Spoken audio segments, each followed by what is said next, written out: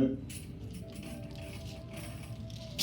Nous allons ouvrir nos Bibles dans 2 Corinthiens 5, 7. J'ai écrit là-bas 2 Corinthiens chapitre 5, verset 7. C'est un court verset. Ouvrez vos Bibles. J'ai demandé à tout le monde d'avoir vos Bibles parce que nous sommes une église. Et je vous promets, je ne serai pas long parce que nous allons gagner notre temps. Et je sais que l'enseignement est tellement vaste. Ce qui est curieux, le texte est court, mais l'enseignement est long. Il dit car nous marchons par la foi et non par la vie. C'est ça le texte d'aujourd'hui. Car nous marchons par la foi et non par la vie. C'est ça le thème. Et notre thème, nous allons parler de notre marche dans la vie chrétienne. Notre marche dans la vie chrétienne. Je vais faciliter aussi les autres. Je crois qu'on peut lire en anglais. La lecture en anglais peut aussi nous aider. For we are walking by faith, not by seeing. For we are walking by faith, not by seeing. Merci beaucoup. We are walking by faith, not by seeing. Donc, c'est-à-dire, les textes même en anglais nous parlent que for we are walking by faith, not by seeing. Nous marchons par la foi et non par la vie. L'Église. Aujourd'hui, je vais vous expliquer, peuple de Dieu. Après avoir écrit, vous pouvez maintenant fermer vos Bibles et vous pouvez maintenant suivre ce que Dieu a préparé pour nous aujourd'hui. Je vais essayer d'expliquer. Je sais que l'enseignement est tellement long, les textes sont courts. J'ai préparé cet enseignement, c'est tellement long, vous ne pouvez pas imaginer. Parce que si vous lisez dans les textes, la Bible dit car nous marchons par la foi et non par la vie. Il y a et des conjonctions, des coordinations. Nous marchons. Bien-aimés, nous voulons parler sur notre marche dans la vie chrétienne. Et l'Église, nous sommes des chrétiens. Et je vais vous dire que pourquoi je parle de notre marche dans la vie chrétienne. Parce qu'il y a une différence qui existe entre chrétiens et religieux. Je crois que je vous ai donné plusieurs fois des significations sur le mot chrétien. Et je vous ai aussi donné la différence qui existe entre religion. Et je crois que je vais y arriver.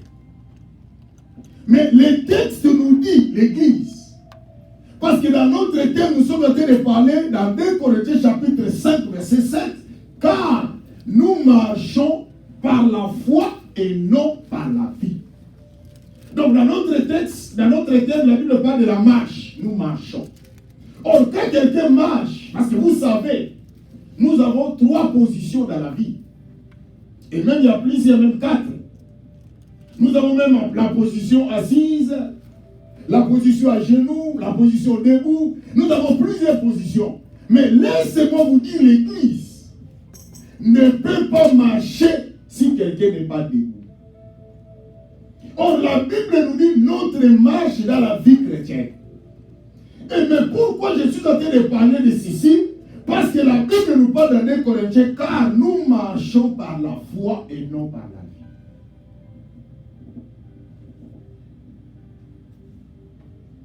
On nous dit par définition, marcher signifie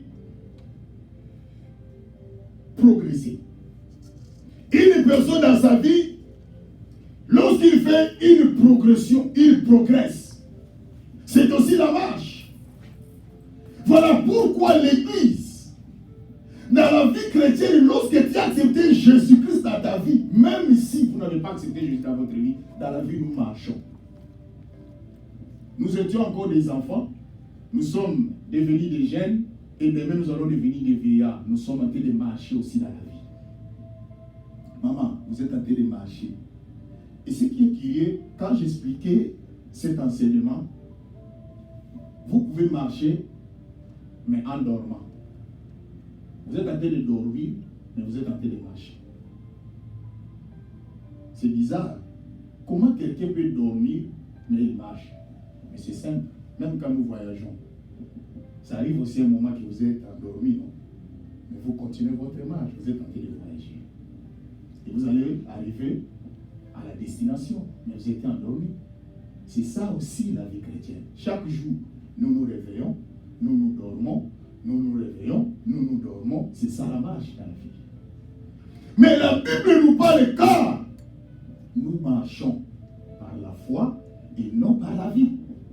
L'Église, c'est que nous devons savoir en tant que les enfants de Dieu. Parce qu'il y a une différence entre chrétien et un religieux. Un chrétien, c'est comme Jésus. Parce que le mot chrétien est sorti de la bouche des païens.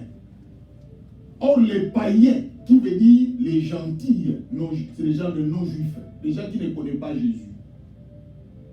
Alors, ces mots-là, nous, on appelle les gentils, les gens qui ne connaissent pas Jésus, qu'on appelle les païens. Mais les juifs, à cette époque-là, ceux qui ne croyaient pas l'évangile de Jésus, ce sont eux qui ont dit, qui ont fait sortir les mots chrétiens. Il y a beaucoup de gens qui portent le nom de Jésus, parce que lorsque tu appelles chrétien, c'est-à-dire quelqu'un qui a accepté Jésus-Christ dans sa vie comme Seigneur et Sauveur. Si dans votre vie, vous avez déjà fait l'acceptation de Jésus, vous êtes devenu chrétien.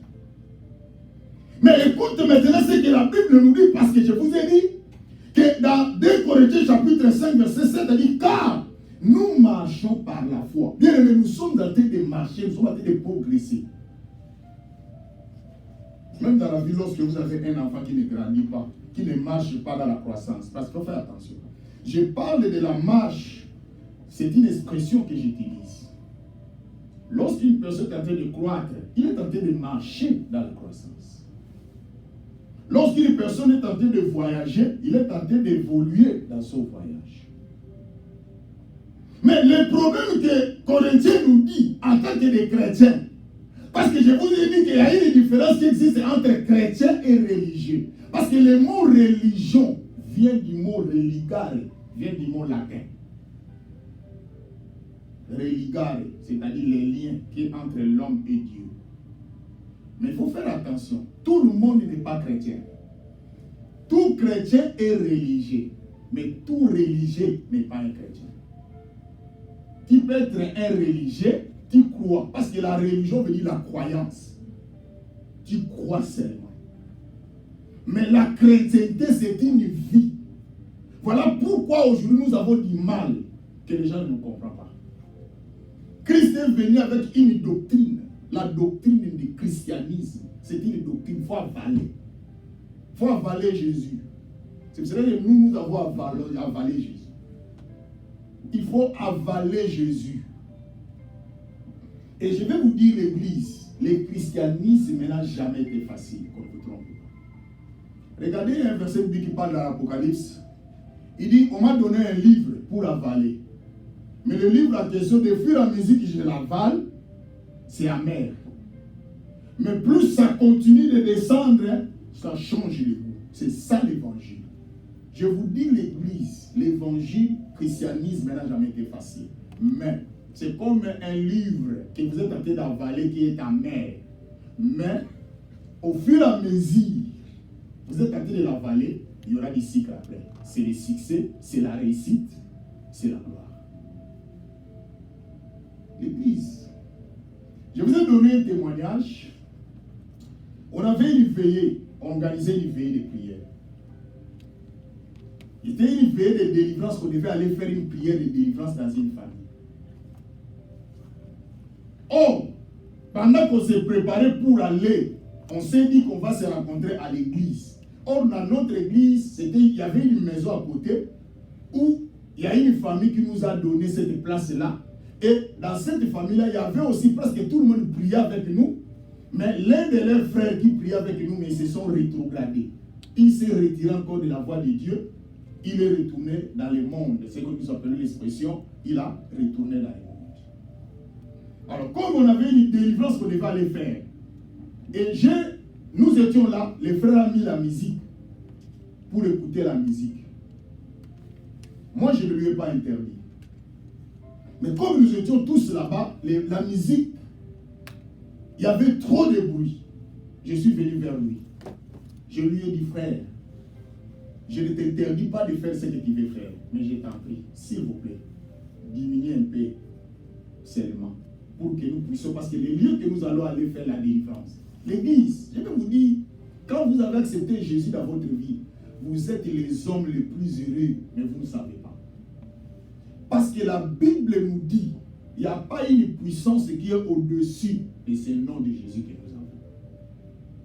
Même les démons tremblent devant le nom de Jésus. Un jour, je vous ai prêché l'histoire de 7 fils de Séva.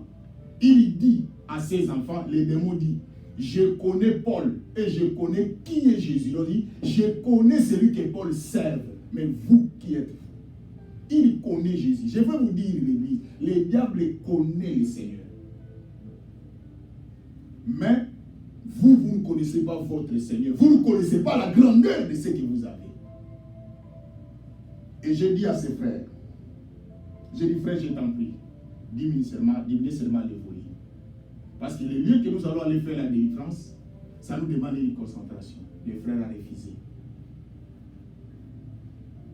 Je lui ai supplié encore, je dis, please. Parce que le lieu que nous allons aller faire la délivrance, bien aimé, nous avons vécu des histoires, moi qui vous parle là, des choses que j'ai vues.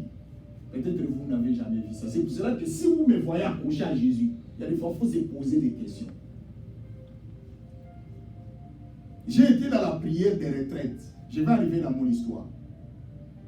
Nous étions entrés dans la prière des retraites de 4 personnes. Celui que nous étions avec lui à l'intérieur de la retraite, dans notre prière dans cette maison-là, c'était l'oncle de ma femme.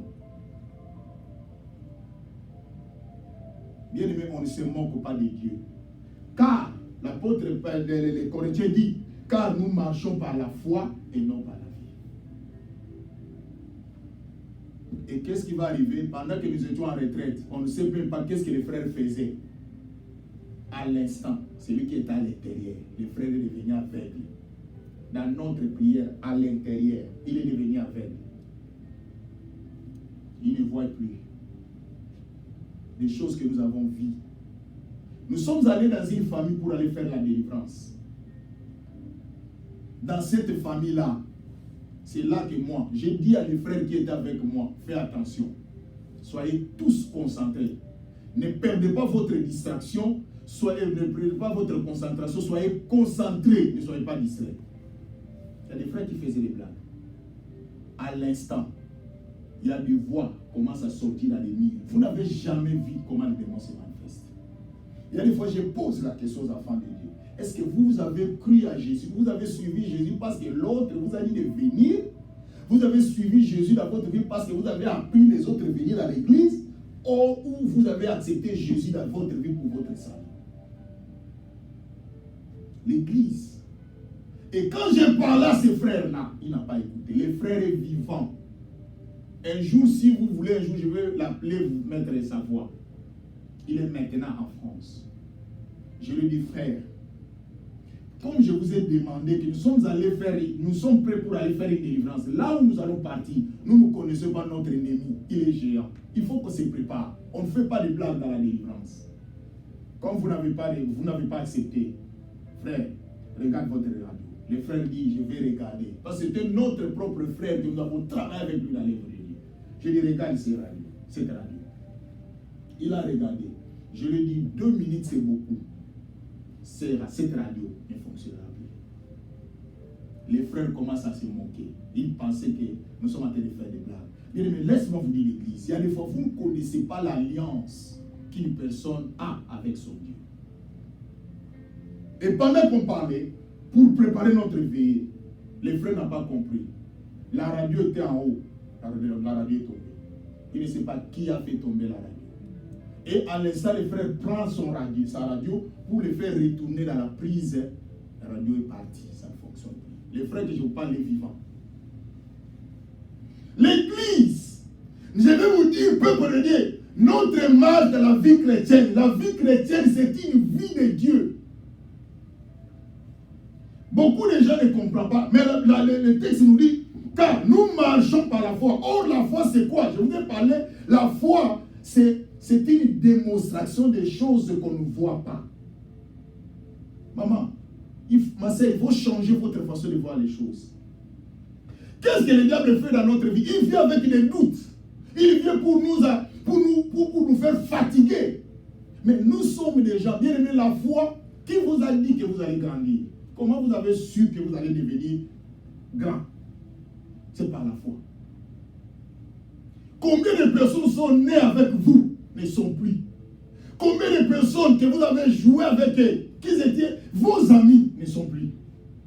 Mais si vous êtes en vie, je vais vous dire, ce n'est pas parce que vous avez donné de l'argent à quelqu'un. Ce n'est pas parce que vous avez fait du bien à quelqu'un, mais si vous êtes en vie, c'est par la foi. Aujourd'hui, nous sommes dans les 2022. Vous tous, vous êtes là. Il y a d'autres qui sont tombés malades de Covid-19. Mais pourquoi les autres sont morts et toi, tu es en vie? Ce n'est pas les vaccins seulement que tu as pris là. Ce n'est pas seulement parce que tu t'es protégé, mais parce qu'il y avait une grâce de Dieu sur toi. Parce qu'il y a des gens qui ont été vaccinés. Il y a des gens qui ont été masqués, qui ont mis des face masques, sont morts. C'est par la foi. Il dit car nous marchons par la foi. Bien aimé. Or, la foi, c'est quelque chose qu'on ne voit pas. Donc, c'est-à-dire, la foi, c'est quelque chose. Maman, il y a des fois, nous devons être comme des fous, les enfants de Dieu. Les autres disent, toi, tu ne réussiras pas. Mais par la foi, tu dis, je réussirai. Les autres disent, toi, tu ne marcheras pas, ça ne tiendra pas. Dit, moi, ça va tenir. Si les autres ont échoué, moi, je n'échouerai jamais. La Bible nous dit, si vous regardez Jésus, quand il guérissait les gens dans la Bible, il le faisait par rapport à leur foi. Il dit que ça soit fait selon ta foi. Si aujourd'hui tu te dis toi-même, regarde-moi, est-ce que quelqu'un peut me voir? Est-ce que quelqu'un peut me retrouver? Est-ce que quelqu'un peut me marier? Lorsque toi-même tu as des doutes dans la vie de l'Église, n'attendez pas que les autres t'acceptent lorsque toi-même tu ne t'acceptes pas. Là, mais tu donnes du travail aux autres. Lorsque toi-même tu dis que nous, dans notre famille, rien ne marche, mais c'est toi-même qui viens de déclarer. Or, dans la vie, le texte nous dit, car nous marchons, nous, par la foi. Maman, ma soeur, il y a des fois, je vous pose la question, qui vous a dit que vous allez grandir? Qui vous a dit que vous allez arriver à cet âge que vous avez aujourd'hui? Qui vous a dit ça? Comment vous avez su? C'est par la foi. C'est par la foi que tu as grandi. C'est par la foi, maman. Qui vous a dit que lorsque tu vas ouvrir la porte de ta maison, ça va s'ouvrir? Qui vous a dit? C'est par la foi que tu ouvres la porte de ta maison, la porte s'ouvre. Je suis en train de vous révéler le mystère de la foi. Nous marchons par la foi et non par la vie. Mais aujourd'hui, les enfants de Dieu ne marchent plus par la foi, ils marchent par la vie, ceux qu'ils voient. Parce que tu as vu l'autre a échoué, ou bien l'autre a réussi, tu as vu. Est-ce que vous savez que la vie, parce que la Bible ne parle pas de la vie, du verbe voir, et du verbe vivre, mais il parle du verbe voir. Il dit, nous ne marchons pas par la foi, nous marchons par la foi et non par la vue. La vision. Pourquoi la Bible interdit que nous, les enfants, ne pouvons pas marcher par la vie? Parce que c'est par la vie que le péché est entré sur la terre. La Bible dit, la femme vit que l'arbre était bon à manger et agréable à la vie. Quand Dieu a donné l'ordre à l'homme, la femme n'était pas là. Dieu dit à l'homme, le jour que tu mangeras le fruit, tu mourras. C'est Dieu qui donne les ordres. La femme n'était pas encore créée. Et la femme vient. Quand le diable va venir tenter l'homme et la femme, c'est la femme qui répond. Ça, ce n'est pas de l'essentiel. Comment tu peux répondre des choses que tu ne maîtrises pas? Mais ce sont des choses que nous vivons aujourd'hui. Vous répondez là où vous ne devez pas répondre. Toi, tu n'étais pas là. Celui qu'on a donné les instructions de l'ordre, c'est une autre personne. Est-ce que si vous vous taisez, si vous restez calme, vous n'êtes pas vous? Et ce qui est plus grave, il dit, Dieu nous a dit de ne pas manger et de ne pas toucher. Dieu vous a dit où? Dieu a utilisé un seul verbe. Le jour que tu mangeras. Celui qui n'était pas là, il vient d'ajouter notre verbe. Le verbe toucher. Or, Dieu savait. Dans le verbe manger, il y a le verbe toucher. Donc la femme parle de beaucoup pour ne rien dire. Les conséquences de l'absence. Tu n'étais pas là, on te pose la question concernant l'église, tu sais que ce n'est pas toi qui es approprié, ce n'est pas ta responsabilité, tu commences à répondre. Et tu donnes l'espoir aux gens, quand maintenant celui qui est responsabilisé dit non, Maintenant, c'est toi qui es fautif.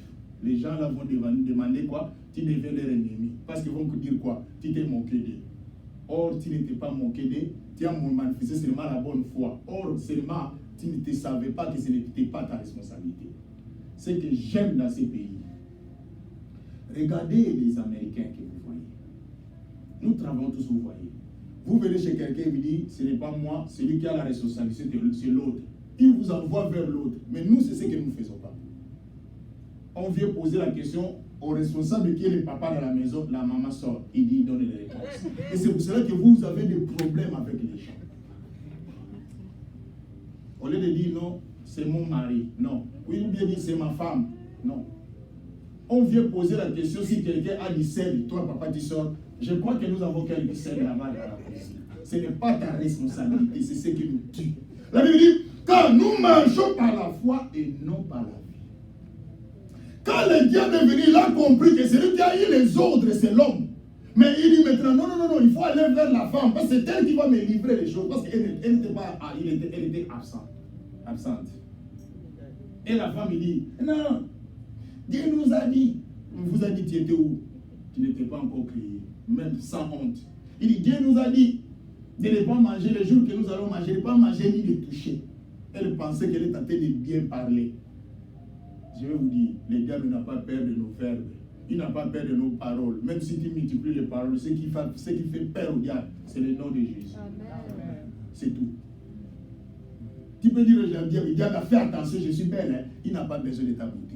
Tu peux dire, diable, fais attention, j'ai beaucoup d'argent. Il n'a pas. Ce qui lui fait peur, c'est le nom de Jésus. Amen. Voilà pourquoi Actes des Apôtres, chapitre 4, verset 12 nous dit, il n'y a aucun autre nom dans les cieux, sur la terre et sous la terre que nous pouvons utiliser qui fait peur au diable.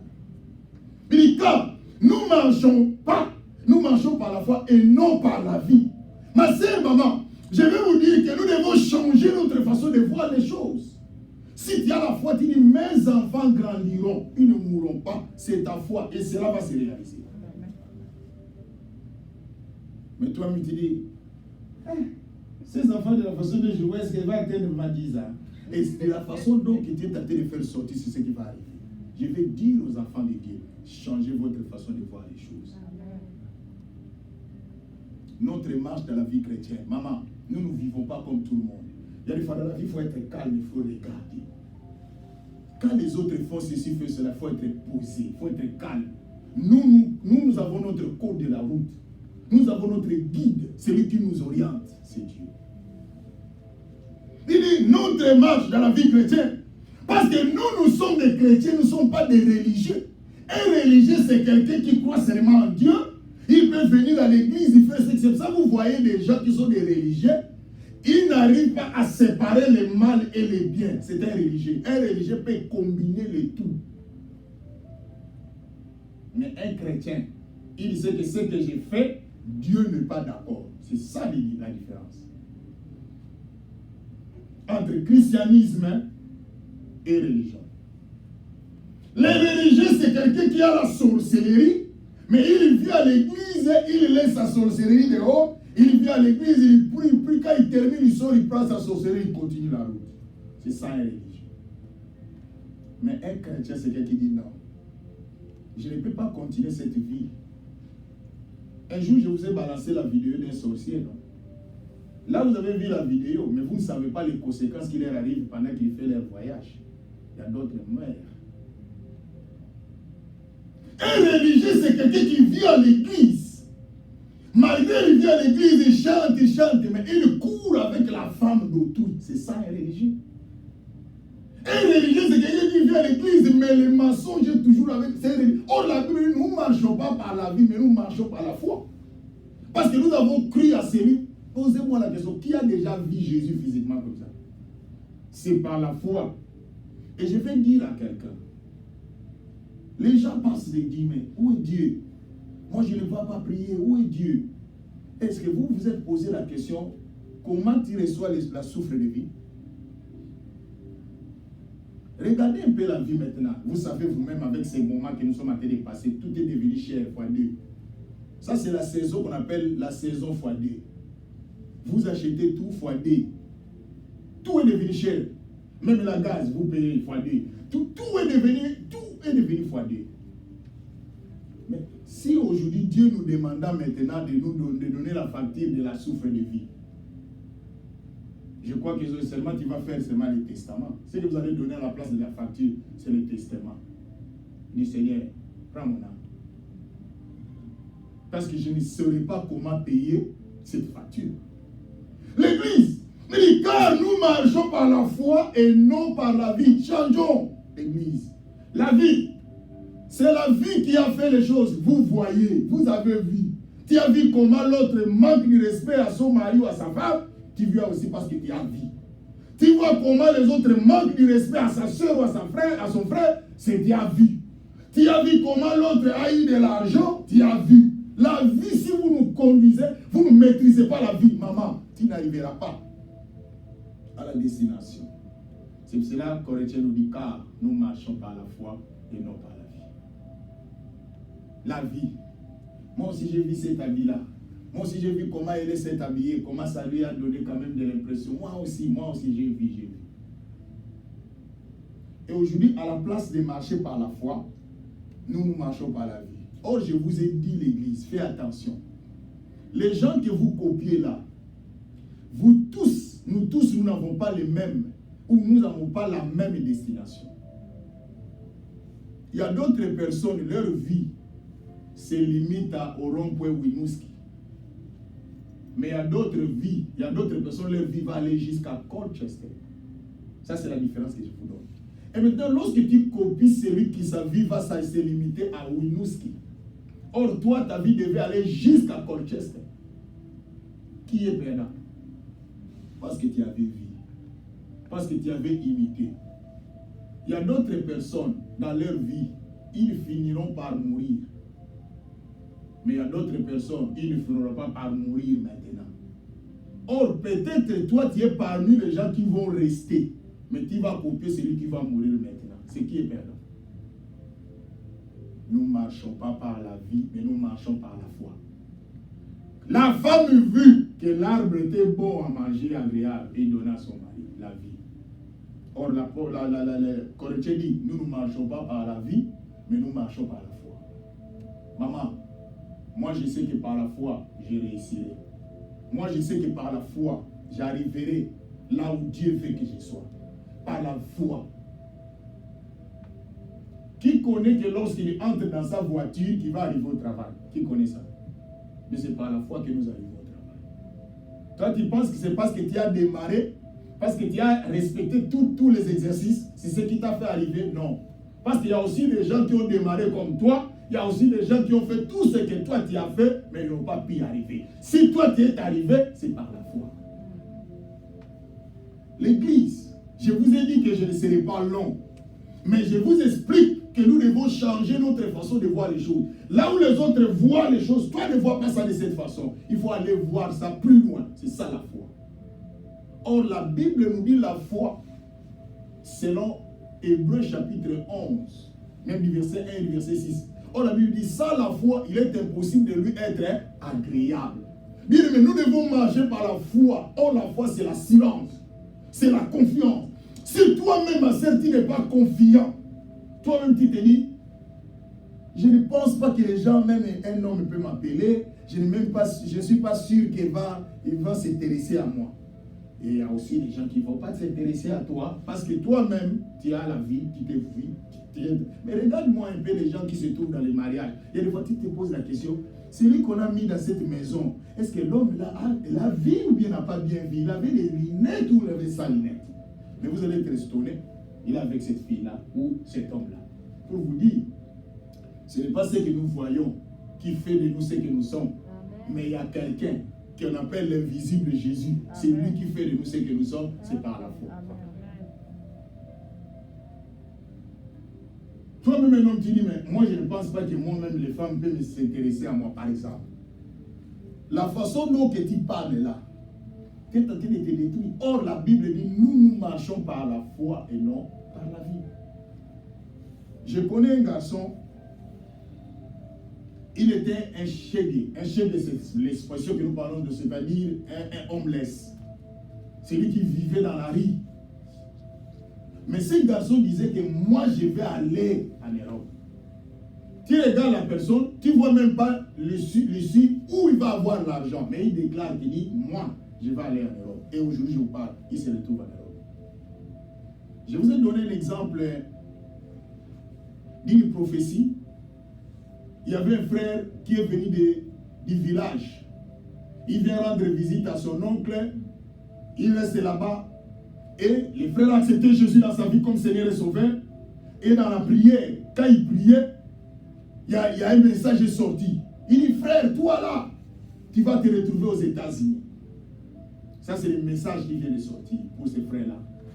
Les frères regardent d'où il vient, ils regardent d'abord la situation qu'il vit, mais le message, il vient par la foi. Tout le monde qui était là, il dit, je crois que je ne sais pas si c'était un prophète ou une prophétesse, il dit, je crois que toi, les choses que tu viens de faire sortir là, ça ne vient pas de toi, ça vient de ton ventre. Parce que tu ne peux pas faire sortir des choses pareilles. Le frère vient du village, il vient à peine. Mais tu parles qu'il va aller aux États-Unis. Il n'y a même personne qui va le faire entrer aux États-Unis. Mais toi, tu donnes la prophétie qu'il va aller aux États-Unis. Frère, est-ce que vous raisonnez avant de faire sortir le message? Quelques jours après, les incompréhensions arrivent dans la famille de ces frères-là. Lui, avec la femme de son oncle, de son grand frère plutôt, il ne s'attendait pas. C'était son grand frère, ce n'était pas son oncle, je me suis dit. Il faisait palabre, ça ne marchait pas. L'oncle était devant la clim et le marteau. Plutôt, le grand frère ne sait pas quoi faire. Il dit non, il faut que je sauve mon frère, sauve aussi mon mariage. Donc, frère, tu vas rentrer au village. La prophétie dit aux États-Unis. Mais l'oncle et le grand frère dit au village. Il y a des fois, bien aimé, la foi, c'est une folie. La foi, c'est une folie. Maman, je vais vous donner une certitude. Je vais vous donner une certitude. Il y a des fois beaucoup de choses. Dieu a besoin de notre foi pour qu'il agisse. Regardez dans la Bible, chaque fois le Seigneur fait les choses, il dit qu'il soit fait comme ta foi. Dieu attend de nous notre foi. Dieu ne peut pas faire tout à notre place. Vous voulez tout que Dieu fasse à notre place. Et le frère, il y a une prophétie, parle que tu vas se retrouver aux États-Unis, mais lui, son grand frère décide. Et quand le grand frère vient de décider, ce n'était pas une décision seulement future. Les bagages, ils sont déjà là, prêts, et la voiture est déjà là pour aller retourner au village. Et pendant qu'il est retourné au village, l'accident s'est effectué. Ils ont fait le tonneau et le frère a eu un choc. Au lieu d'aller maintenant le voyage parce que l'accident vient de s'effectuer, directement le frère se retrouve à l'hôpital. Les grands frères savent que mon petit frère est au village.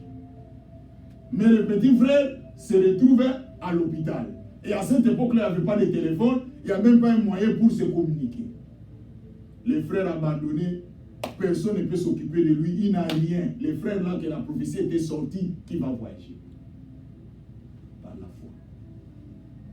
Et les frères abandonnés, vous savez, dans les pays là, quand vous n'avez rien, personne ne va s'occuper de vous.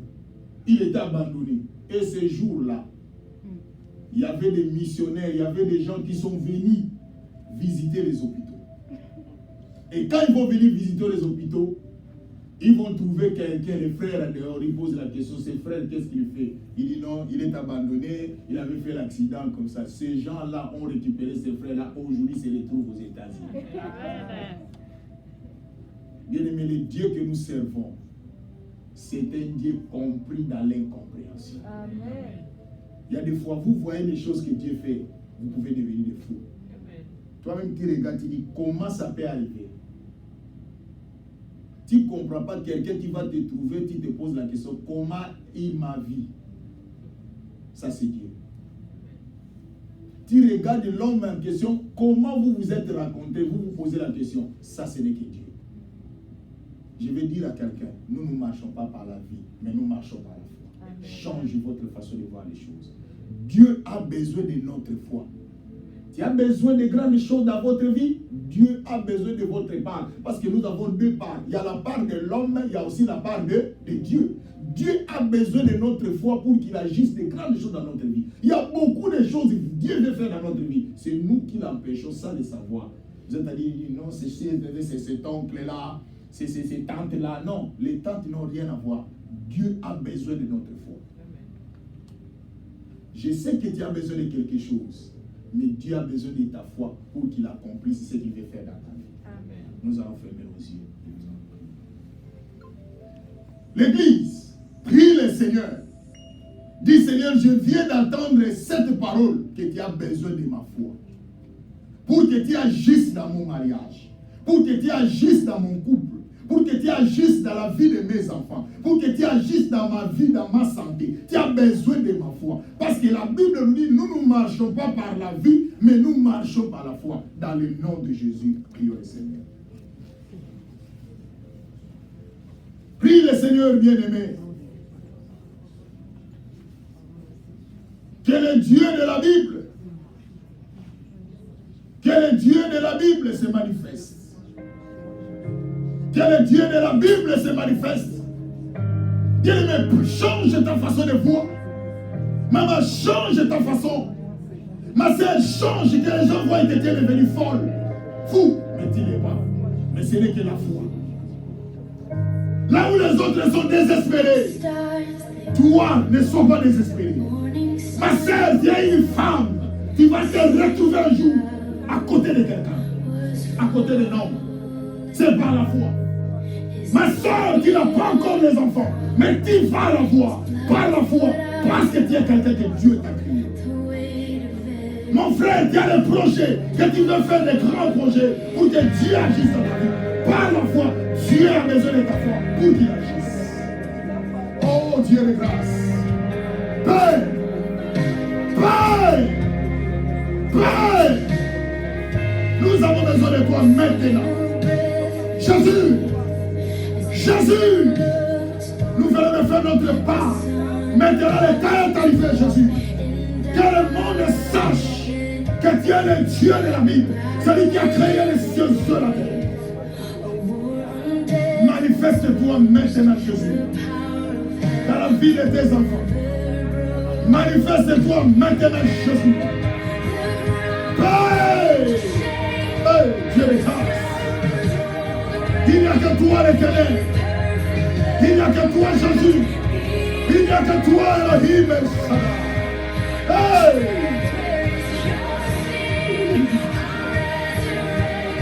Yahweh, nous puissions marcher. Yahweh, change notre façon de voir. Change notre vision. Change la vision de ses enfants. Change Jésus. Yahweh, que les gens nous voient comme des fous. Que les gens nous voient comme des fous. Change-nous, Jésus. Le Dieu de grâce. Le Dieu de grâce. Le Dieu de grâce. Père. Père. La Bible nous dit quiconque invoquera le nom du Seigneur. Jésus. Jésus. Jésus. Jésus. C'est toi le restaurateur. C'est toi le Dieu qui change les choses. Nous croyons que tu es vivant. Tu n'es plus au tombeau. Tu es ressuscité. Maintenant tu es à la droite de Dieu le Père. Maintenant tu es à la droite de Dieu le Père. Tu es personne pour nous. Jésus, nous avons besoin de toi, Père. Jésus, le Dieu de grâce. Alléluia, alléluia, alléluia. Manifeste-toi l'Éternel de sa vie. Manifeste-toi, Jésus. Manifeste-toi, Jésus. Que la porte s'ouvre maintenant. Que la gloire de l'Éternel descende maintenant. Que la gloire de l'Éternel couvre. Jésus. Jésus. Jésus. Jésus. Jésus. Il n'y a que toi, l'Éternel. Manifeste-toi, Jésus. Dis-le. Dis-le, Jésus. Que la foi de Jésus. Merci, Père. Merci, Jésus. Merci, Jésus. Il n'y a que toi, l'Éternel des armées. Il n'y a que toi, Jésus de la vie. Manifeste-toi, de la grâce de Jésus. Merci, Seigneur. Merci,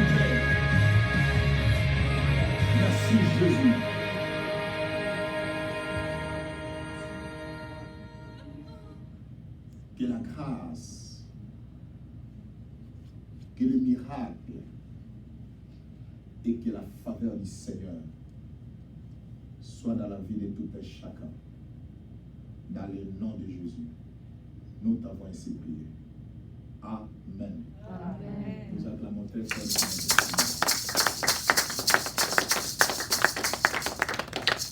Merci, que Dieu soit loué.